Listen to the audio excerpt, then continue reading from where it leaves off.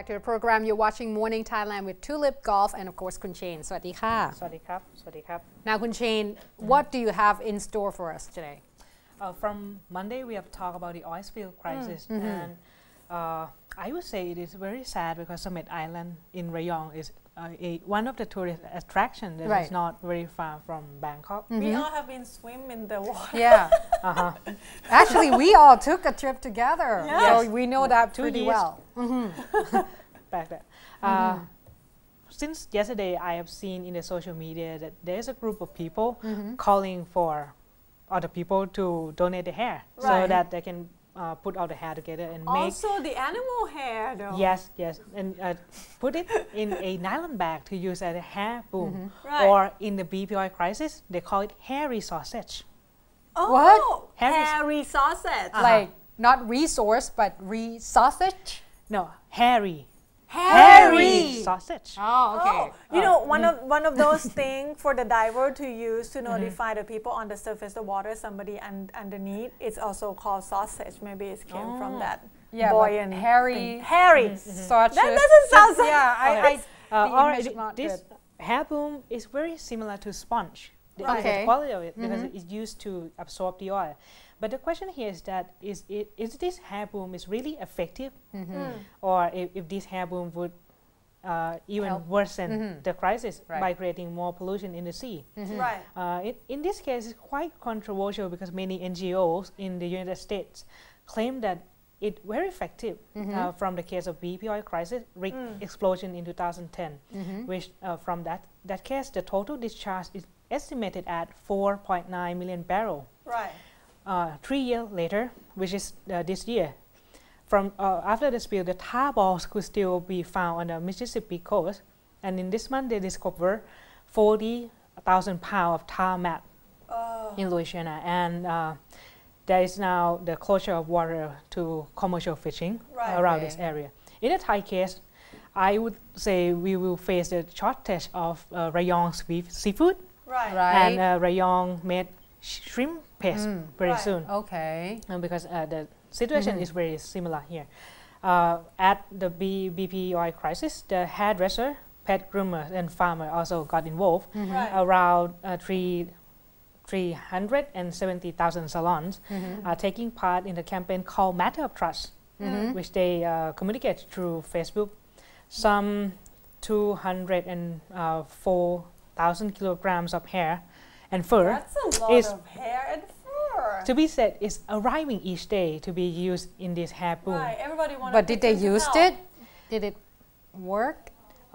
In that case, they eventually stopped using it because it. I think BP made an announcement. They said that this hair, they call it hair booms, the official name for it. It become like a water lock and it's sunk under the water. And if you don't take care of it properly, it's actually become a waste. Yeah. Sea waste. So you create another problem. Actually, during that case, they were not putting the booms into the sea. They put them on the beach. Oh. But eventually it didn't help much, so they stopped using it. Okay. But what I really interested in this case is that there are punishment from authorities, which is the United States government, that they would make the BPI pay for compensation for both business and natural resource affected by the oil explosion. And also there is a punishment from the market, which I would say that stock price dropped dramatically. Okay. But I would say that would not happen in Thailand. Well, we don't have much choice, do we? Yeah, we don't have. No, we do have other oil What we can do is that the BPI agree for the government to monitor their ethics and safety practice for 4 years. Oh, okay. And also the company is banned. A probation period. There were a big campaign to boycott their gas pump altogether in Britain and many other countries though. So in the Thai case, I would say the oil is much smaller amount because now it's only. it's still pretty. It's still pretty much, but the more the exact amount has to be determined because every time we hear it, it's come up with different. It's changing all the time. I agree. In Alberta, Canada, there is a new type of oil spill reported, which is 1,000 barrels of sand oil bubbling up in the forest. In Canada. And no one know how to stop it. Oh. So it's not leak, it's just somehow bubbling away. Yes, but for this hair boom case, I would say for you out there, people, if you are waxing yourself or your animal, Well, I guess, body hair would work. No, but actually they any already, hair would no, work. but actually isn't they already announced that they're not going to use the hair boom, and they asked the public not to really, That's the authorities say, but for the public, we do not know how to stop them. Right. But Because they think that they could make a change. Right. But anyway, at the end of the day, yesterday, during the day, I saw a lot of social media try to ask people to donate their hair. But at the end of the day, yesterday, last night, there are a couple of really big names out there in social media asking people to stop sharing this and don't shave do your the head. Don't shave your heads and don't do the donation. In this case, I would say that we should sit back and see if the feasibility and proof of application of hair booms or any other methods will be reported. Because there has been an incident before about the EM balls that has been used during the big flood crisis right here in Bangkok, and then we trying to help with these organic balls that we hope to be able to help in terms of try not to have the water be gone bad, because it's a still water if it's flooded for a while, and it turns out that we have made tons of them. Too much and not at the right condition to use it. So I guess we actually yesterday there was a report of a lot of experts just have the big meeting together to talk about what they can actually do to help this better.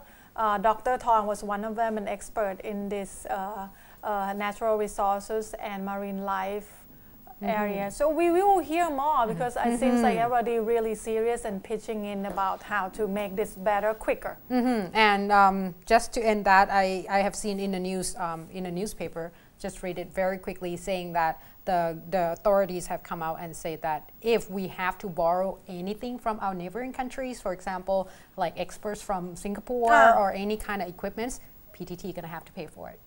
Okay. For every single baht. Yeah, because they have to respond. Well, they have to respond. But don't increase our gas prices to do that.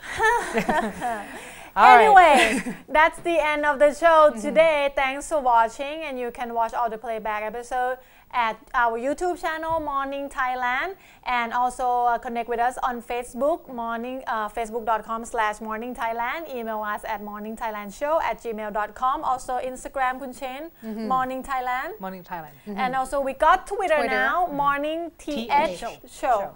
Okay, that's so many channels to connect with us, so just use one of them, it's good. And that's all the time I have for you today, and until I see you guys again tomorrow live at 6 a.m. I am Tulip. I'm Golf. Shane. สวัสดีค่ะ